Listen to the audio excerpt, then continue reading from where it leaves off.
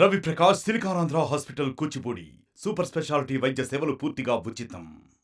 రాజశేఖర రెడ్డి గారు చనిపోకముందు ఆ కొద్ది రోజులు ఆయనతో గడిపిన జ్ఞాపకాలు మీతో పంచుకోవాలని ఉంది. ఆ కొద్ది రోజులు ఆల్మోస్ట్ నాన్నని నేను కలిసిన ఆఖరిసారి కావచ్చు. ఆ రోజు కలిశాను, మరుసటి రోజు నేను బెంగళూరుకు వెళ్ళిపోవడం జరిగింది. ఆ రోజు రాత్రి నేను కలిసినప్పుడు నాన్న మాట,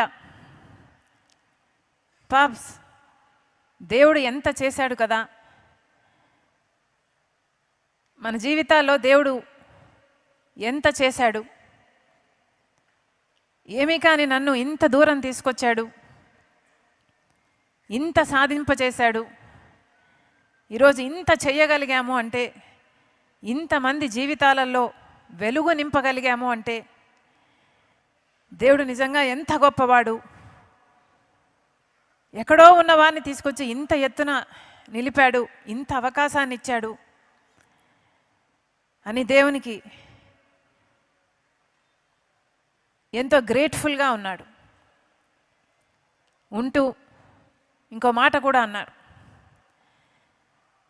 పాప్స్ నా జీవితము జలయజ్ఞాని కోసమే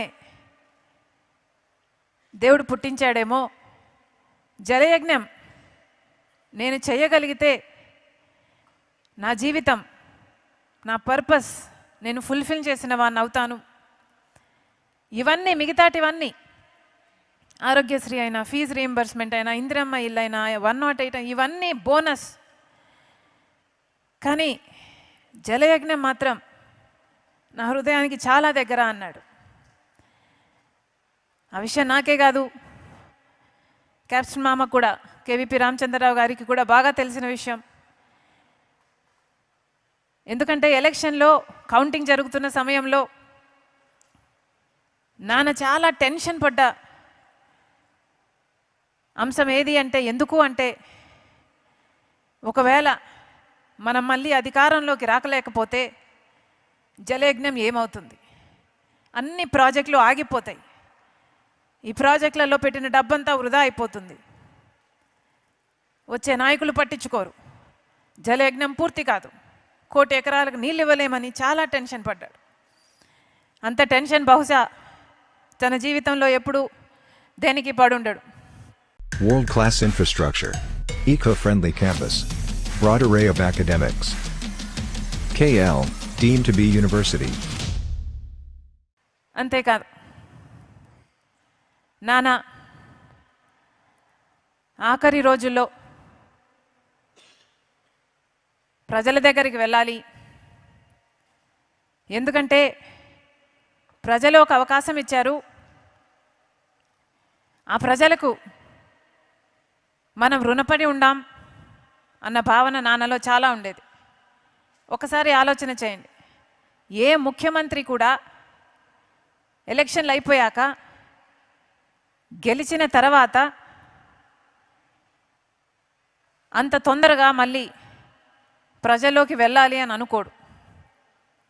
కానీ రాజశేఖర రెడ్డి గారు మాత్రం సాచురేషన్ పద్ధతిలో ప్రతి పథకము ప్రజలకు అందాలి, ఇంకా ఇల్లు లేని వారు ఉన్నారేమో, ఇంకా ఆరోగ్యశ్రీ అందని వారు ఉన్నారేమో, ఇంకా ఫీజు రీయింబర్స్మెంట్ అందని వారు ఉన్నారేమో, ఎవరికి ఏ అవసరం ఉన్నా అవసరం తీర్చాలి అని రచ్చబండ కార్యక్రమం ప్లాన్ చేశాడు రాజశేఖర రెడ్డి గారు. అసలు ఏం అవసరం ఉంది, నాకు ఒక్కొక్కసారి అనుకుంటే అసలు ఏం అవసరం ఉంది, ముఖ్యమంత్రిగా 5 సంవత్సరాలు పనిచేశాడు, ఆ పనితీరును బట్టి ప్రజలు ఆయనను ఆశీర్వదించారు, ఆయన గెలిచాడు, గెలిచాక మళ్ళీ ప్రజలు అని ఉరుక్కుంటూ వెళ్ళాల్సిన అవసరం ఏముంది? అలా వెళ్ళి కదా రాజశేఖర రెడ్డి గారు చనిపోయారు. కానీ ఆ తపన ఉండేది. చాలామందికి ఒకసారి అధికారం వచ్చిన తర్వాత అధికారం అనుభవిస్తారు, అధికారం అనుభవించే క్రమంలో ఆ భోగాలలో ప్రజలకు దూరం అవుతారు. మొదట్లో రామకృష్ణ అన్న చెప్పినట్టు అధికారం లేనప్పుడు పాదయాత్రలు చేస్తారు, పోరాటాలు చేస్తారు, కానీ అధికారం వచ్చిన తర్వాత అవన్నీ మర్చిపోతారు. కానీ రాజశేఖర రెడ్డి గారు 5 సంవత్సరాలు ముఖ్యమంత్రి అయిన తర్వాత, సేవ చేసిన తర్వాత, అంత అద్భుతమైన పథకాల రూపకల్పన చేసి అద్భుతంగా అమలు చేసిన తర్వాత, గెలిచిన తర్వాత మళ్ళీ ప్రజల్లోకి పోవాలి అని ఉరుక్కుంటూ వెళ్ళి మనందరికీ దూరం అయ్యాడు రాజశేఖర రెడ్డి గారు. ఎంతమంది ఉంటారు అలాంటి నాయకులు? వెతికినా కనిపించరు, భూతద్దం పెట్టి వెతికినా కనిపించరు అలాంటి నాయకులు. ఇదే రాజశేఖర రెడ్డి గారితో, నాన్నతో నేను ఒకప్పుడు అన్న మాట, పా నువ్వు అనుకున్నంత మెజారిటీ రాలేదు కదా రెండోసారి గెలిచినప్పుడు, కారణం ఏమిటి? నువ్వు నీ ప్రజలను ఎంతగానో ప్రేమించావు, నిత్యం తప్పించావు, ఎన్నో పథకాలకు రూపకల్పన చేశావు. ఆ పథకాల గురించి మళ్ళీ ఇంటికి వచ్చి ప్రతిరోజు ఇది ఇది ఇది ఇది అని, ఇది ఇలా చేస్తున్నాం, ఇది ఇలా చేస్తున్నాం, ఈ పథకం ఇంతమందికి అందుతుంది, ఇంతమందికి లబ్ధి చేరుతుంది అని ఈ 5 సంవత్సరాలు అంత ఎగ్జైట్మెంట్తో ఇన్ని పథకాలు చేశావు, ఇంత ప్రేమించావు. కానీ ఏమైంది? నువ్వు ప్రేమించినంతగా నీ ప్రజలు నిన్ను మళ్ళీ ప్రేమించినట్టు లేరు కదా అని అన్నాను. మెజారిటీ తక్కువ వచ్చింది కాబట్టి దానికి ఆయన ఏమీ అనలేదు, నవ్వాడు, చిరునవ్వు, పర్వాలేదులే పాప్స్ అన్నాడు. కానీ ఆ రోజు అర్థం కాలేదు నాకు ప్రజలు ఆయనను ఎంత ప్రేమించారు అని. ఏ రోజు అర్థమైందంటే, నాన్న చనిపోయిన తర్వాత రాజశేఖర రెడ్డి గారు చనిపోయారు అని వార్త విని ఆ నిజం భరించలేక, ఆ నిజాన్ని జీర్ణించుకోలేక ఎంతోమంది 700 మందికి పైగా ఆయన వెనకాలే చనిపోయారు.